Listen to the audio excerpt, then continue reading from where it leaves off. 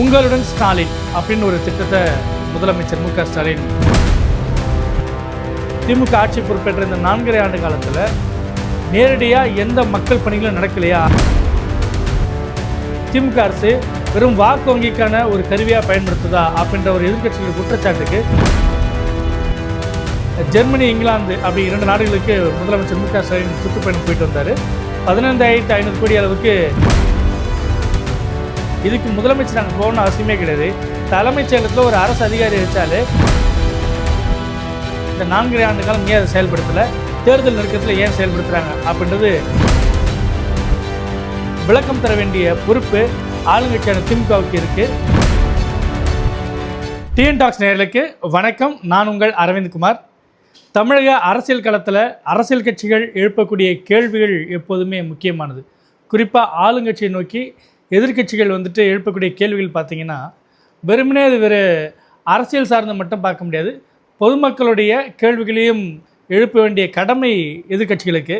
அப்படிப்பட்ட ஒரு சம்பவத்தை தான் இப்போ நம்ம பார்க்க போகிறோம்.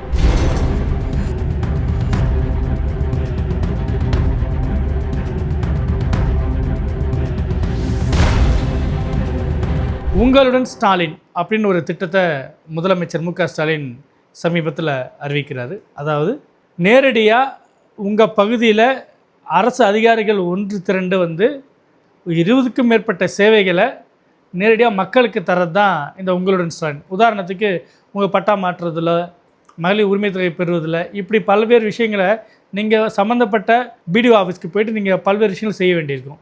பிறப்பு சான்றிதழ், சாதி சான்றிதழ் மாதிரி விஷயங்கள்லாம் கூட நீங்கள் அங்கே போய்ட்டு சம்மந்தப்பட்ட அரசு அலுவலகங்களை அணுகி மனு கொடுத்து காத்திருந்து நாட்கணக்கில் வாரக்கணக்கில் அலைந்து, ஏன் சமயத்தில் மாதக்கணக்கூட ஆகும், அலைஞ்சிட்ட பிறகு அந்த மனுக்களுக்கு கோரிக்கைகளுக்கு தீர்வு கிடைக்கும், சமயங்களில் கிடைக்காம போகும்.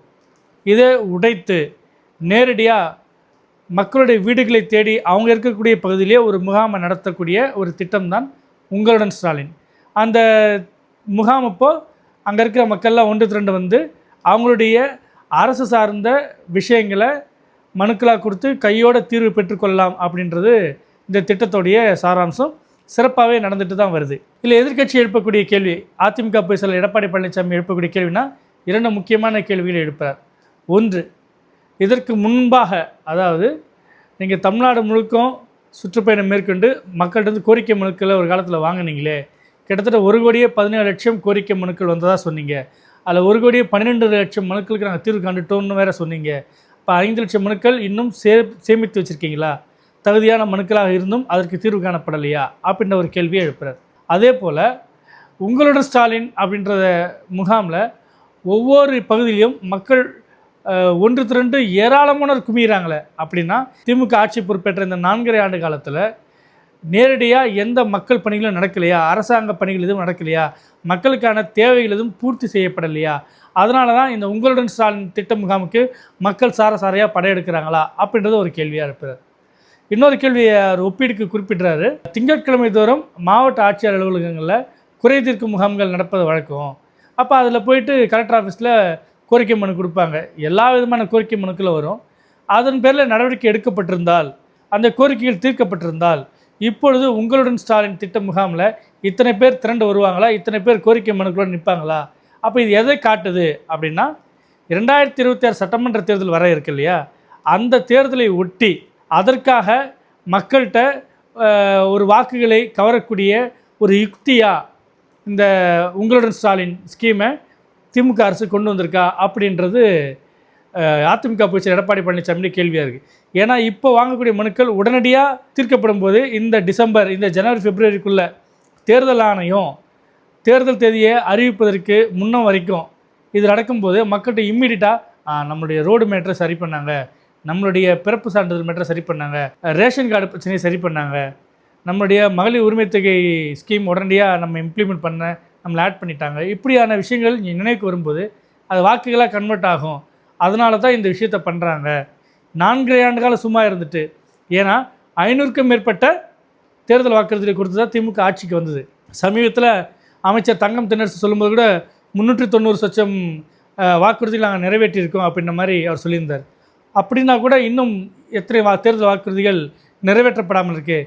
தெளிவான எந்தெந்த வாக்குறுதி நாங்கள் நிறைவேற்றிருக்கோம், இதெல்லாம் நிறைவேற்றலை அப்படின்ற மாதிரியான ஒரு பட்டியலை ஏன் தமிழ்நாடு அரசு ஏன் பண்ண மாட்டேங்குது அப்படின்றது எடப்பாடி பழனிசாமியுடைய கேள்வியாக இருக்குது.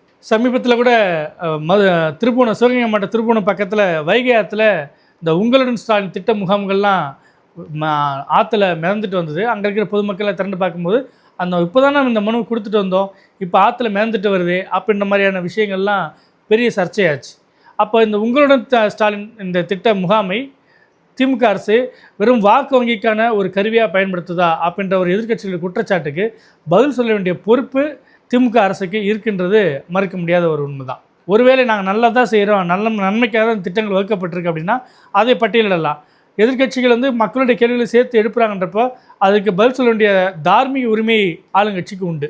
அதே போல் சமீபத்தில் ஜெர்மனி, இங்கிலாந்து அப்படி 2 நாடுகளுக்கு முதலமைச்சர் மு க ஸ்டாலின் சுற்றுப்பயணம் போயிட்டு வந்தார். 15,500 கோடி அளவுக்கு முதலீட்டில் ஈர்த்து வந்திருக்காரு. அது ஆயிரக்கணக்கான மக்களுக்கு வேலை வாய்ப்பை தருன்ற மாதிரியும் அவர் இந்த சுற்றுப்பயண முடிவில் சொன்னார். இதுக்கு அதிமுகவும் சரி பாமகவும் சரி சில குற்றச்சாட்டுகள் வச்சாங்க. இதில் கிட்டத்தட்ட ஒரு 13,000 கோடி அளவுக்கான முதலீடுகள் என்பது ஏற்கனவே தமிழ்நாட்டில் சென்னையில் கும்மிடிப்பூண்டியில் இயங்கிட்டு வரக்கூடிய நிறுவனங்களுடைய விரிவாக்க பணிகளுக்காக தான். இதுக்கு முதலமைச்சர் நாங்கள் போகணும்னு அவசியமே கிடையாது. தலைமைச் செயலகத்தில் ஒரு அரசு அதிகாரி வச்சாலே அவங்க இந்த ஒப்பந்தத்தை ஏற்கனவே முதலீடு பண்ணியிருக்கீங்க, எக்ஸ்டென்ஷன் எப்போன்னு கேட்டு அவங்க சைன் பண்ணாலும் இது ஈஸியாக முடிஞ்சிருக்கிற ஒரு விஷயம். இதுக்கு முதலமைச்சர் ஏன் போகிறாரு? வெறும் 2% அளவுக்கு மட்டும்தான் உண்மையான முதலீடுகள் வந்திருக்கு, அதை பற்றியும் ஒரு வெளில இருக்க விட மாட்டேங்கிறீங்க அப்படின்ற கேள்வியை அவங்க பிரதானமாக வைக்கிறாங்க. அதுக்கு ஏற்கனவே எங்கிட்ட வரக்கூடிய இங்கே நிறுவனங்கள் எவ்வளோ முதலீடு பண்ணியிருக்கு, அதுக்கு இப்போ விரிவாக்க பணிகளுக்காக எவ்வளோ முதலீடுகள் ஒதுக்கப்பட்டிருக்கின்ற புள்ளி விவரங்களை அவங்க சொல்கிறாங்க. இந்த விஷயத்துலேயும் முதலமைச்சருடைய பயணம் ஆக்கப்பூர்வமாக தான் இருக்குது. தமிழ்நாட்டு பொருளாதார வளர்ச்சிக்கும் தமிழ்நாட்டு மக்களுக்கான வேலை வாய்ப்புக்கும் தான் இருக்கின்றத ஒரு வெள்ளை அறிக்கையாக சமர்ப்பிக்கும் பட்சத்தில் நேரடியாக அவங்களுடைய கேள்விகளுக்கு, எதிர்க்கட்சியோடைய கேள்விகளுக்கு பதில் சொல்லக்கூடிய ஒரு வாய்ப்பாக இது அமையும் தான் நான் நினைக்கிறேன். உங்களுடன் ஸ்டாலின் திட்ட முகாம் ஒரு வாக்கு வங்கிக்கான ஒரு முகாமா, இல்லை என்றால் நிச்சயமாகவே நேரடியாக மக்களுக்கு அந்த சலுகைகள் இல்லை உரிமைகள் போய் சேரணும்னு நினைக்கிறதுக்கான ஒரு நோக்கமாக? அப்படி என்றால் இந்த 4 ஆண்டு காலம் ஏன் அதை செயல்படுத்தலை, தேர்தல் நெருக்கத்தில் ஏன் செயல்படுத்துகிறாங்க அப்படின்றது அதிமுக பிரதானமான கேள்வியாக இருக்குது. அதே போன்று ஜெர்மனி, இங்கிலாந்து சுற்றுப்பயணங்கள்லையும் பார்த்திங்கன்னா வந்திருக்கக்கூடிய முதலீடுகள் ஏற்கனவே சென்னையில் செயல்பட்டு வரக்கூடிய நிறுவனங்களுடைய விரிவாக்க திட்டத்துக்காக மட்டும்தானே தவிர நேரடியாக புதிய முதலீடுகள் இல்லை என்பது அவங்களோட குற்றச்சாட்டாக இருக்குது. இந்த 2 விஷயத்துக்கும் விளக்கம் தர வேண்டிய பொறுப்பு ஆளுங்கட்சியான திமுகவுக்கு இருக்குது. முதலமைச்சர் மு க ஸ்டாலின் தரப்பில் இந்த விளக்கங்கள் ஒன்று அவராலேயோ இல்லாட்டி துறை சார்ந்த ஒரு 4 IAS அதிகாரிகளை நியமிச்சிருக்காங்க, மக்கள் அரசாங்கத்துறை திட்டங்களை கொண்டு போய் சேர்க்கறதுக்காக, மக்கள்கிட்ட சொல்கிறதுக்காக.